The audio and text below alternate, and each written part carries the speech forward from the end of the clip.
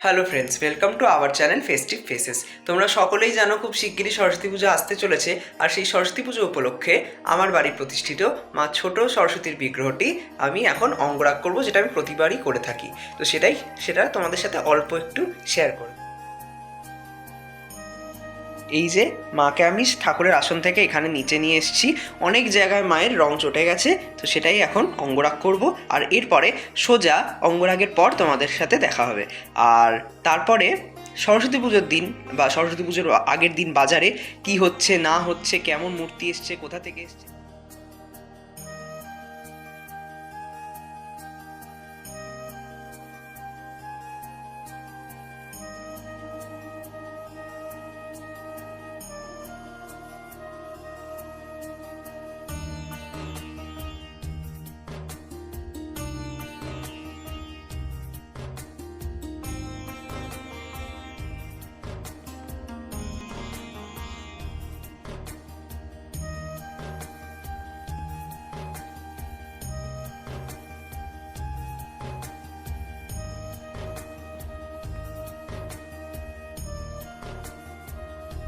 আজকে হচ্ছে 2 তারিখ, ঠিক 12:30 বেজে গেছে।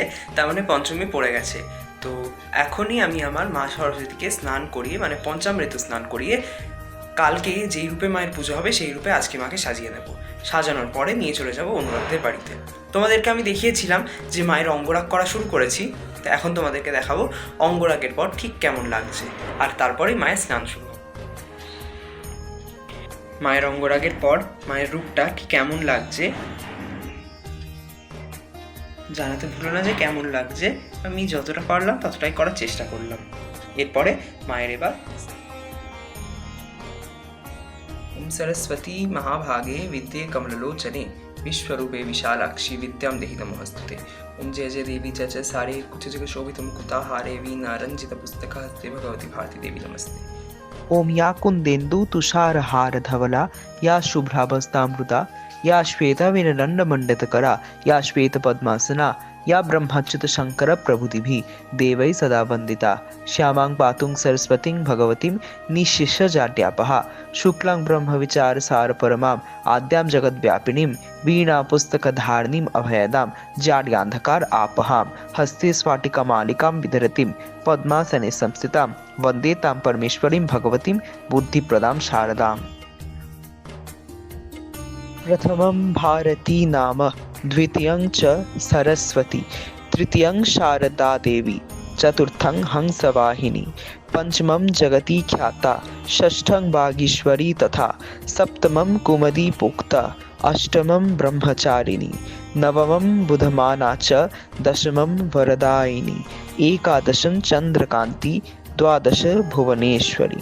द्वादशे तानि नामानि यः पठेत् सततं नरः জিভাগ্রে বসতে নিত্যম ব্রহ্মরূপা সরস্বতী। মাকে সাজিয়ে নিয়েছি, কেমন লাগছে অবশ্যই জানিও। এবারে চলে যাব অনুরাগদের বাড়িতে। তার আগে যা যা আরও জিনিসপত্র নেবার বাকি আছে সেসব কিছু নিয়ে নেব। আর এই বছরও মাকে হলুদ শাড়িতেই সাজালাম, কারণ আমার মনে হয় কেন জানি না হলুদ রঙটা মায়ের গায়ে সব থেকে বেশি ভালো মানায়। যতই ভাবে অন্য কোনো রঙ ব্যবহার করব, ঘুরে ফিরে সেই হলুদেই আমি এসে দাঁড়াই। এখন চলে এসেছি অনুরাগদের বাড়িতে। আর এখন তোমাদেরকে দেখাবো যে কেমন লাগছে পুরো সাজসজ্জা।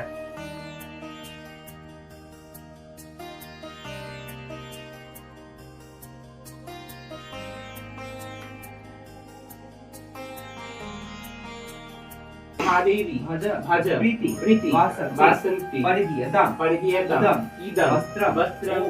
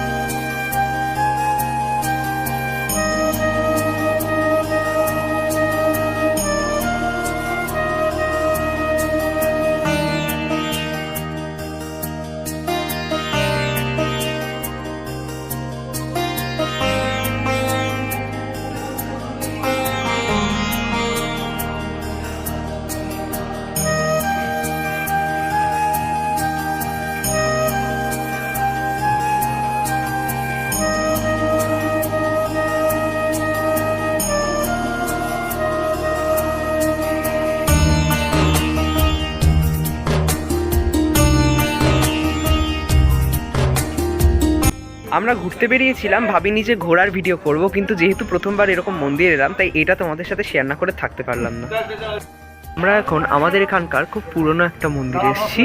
এই মন্দিরটার নাম হচ্ছে শ্রী শ্রী সরস্বতী মাতার মন্দির। আমি জানতামই না যে আমাদের এখানে এত প্রাচীন মা সরস্বতীর মন্দির আছে।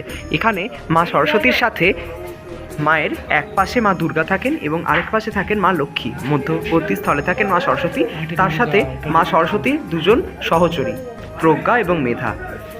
অপূর্ব এই মন্দির, আমি জানতামই না যে আমাদের এখানে এমন প্রাচীন সরস্বতী মন্দির আছে।